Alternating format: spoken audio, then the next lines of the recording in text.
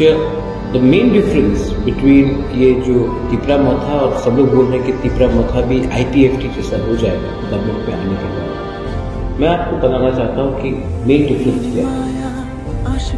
जब IPFT power में आया तो उनके दो सबसे बड़े लीडर्स NC देव वर्मा जो पार्टी के प्रेसिडेंट थे और मेवाड़ कुमार चमकिया जो पार्टी के जनरल सेक्रेटरी थे, दोनों मंत्री बन गए।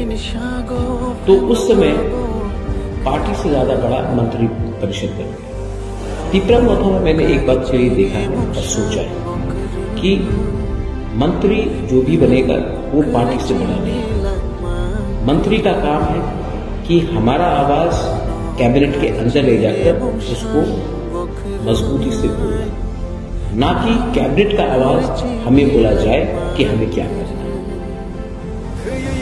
जब श्यामाचरण त्रिपुरा नागेंद्र जमातिया थे, उन्होंने वो भी मिनिस्टर थे, लेकिन उन्होंने हमेशा अपना लोगों का बात कैबिनेट में किया, सरकार में, ना कि सरकार ने उनको बोला कि क्या करना चाहिए अपने लोगों को।